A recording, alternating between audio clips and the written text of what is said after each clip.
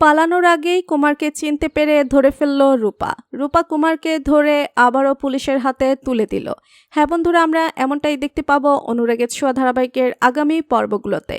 বিস্তারিত জানতে হলে ভিডিওতে একটি লাইক দিয়ে শেষ পর্যন্ত দেখতে থাকুন।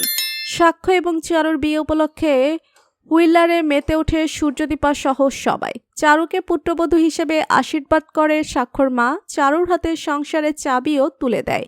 সাক্ষ্যর মা জয় সেখানে এসে হাজির হয় এবং সবাই মিলে সাক্ষ্য চারুর বিয়ে উপলক্ষে বিভিন্ন রকম প্ল্যান করতে থাকে। সবাই এক হয়ে হই হুল্লোড় করতে থাকে।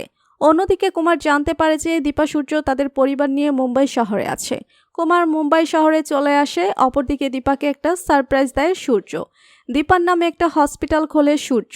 Dipanwita mother and child care hospital. Dipa খুব খুশি হয় এই উপহারটা পেয়ে। সূর্য দীপাকে বলে সে সোনা রূপা হওয়ার সময় দীপা অনেক কষ্ট করেছে, তাই যাতে আর কোনো মায়ের কষ্ট না হয় তার জন্য সেই হসপিটালে মায়ে এবং শিশুর ট্রিটমেন্টের ব্যবস্থা করেছে।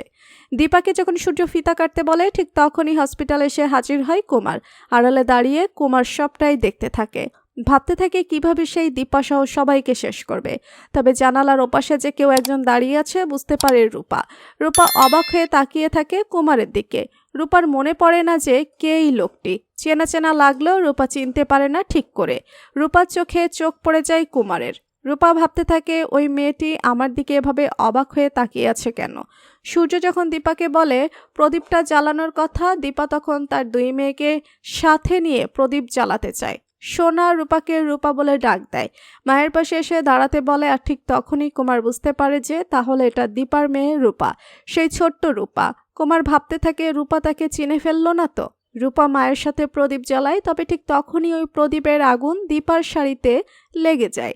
শাড়িটা দাউ দাউ করে জ্বলতে থাকে। দীপাকে আগুন থেকে রক্ষা করে সূর্য। তবে আড়ালে যে কেউ ছিল সে যে খারাপ চাইছে তা বুঝতে পারে। রূপা ভাবতে থাকে কে ছিল আড়ালে। চারদিকে খুঁজতেও থাকে রূপা। কুমার কিছু গুন্ডাদের ফোন করে বলতে থাকে যে সবার আগেই দীপাকে সরাতে হবে, তারপর সেনগুপ্ত পরিবারকে আমি ধ্বংস করে দেব। এবার খেলবে কুমার। ঠিক তখনই রূপা পাশে এসে দাঁড়ায় এবং রূপার নামটা শুনেই চমকে যায়। রূপা বুঝতে পারে এটাই তাহলে কুমার, যাকে সে ছোট্টবেলা দেখেছে। রূপা প্রচণ্ড ক্ষেপে যায় এবং রূপা রুদ্রমূর্তি নেয় এই কুমারকে শেষ করার জন্য। তো বন্ধুরা, তোমরা কি চাও যে রূপা কুমারকে চিনতে পেরে শেষ করে দিতে পারে? তোমাদের কি মতামত জানিয়ে দাও কমেন্ট করে। পরবর্তী আপডেট সবার আগে পেতে সাবস্ক্রাইব করুন আমাদের চ্যানেলটি। ধন্যবাদ।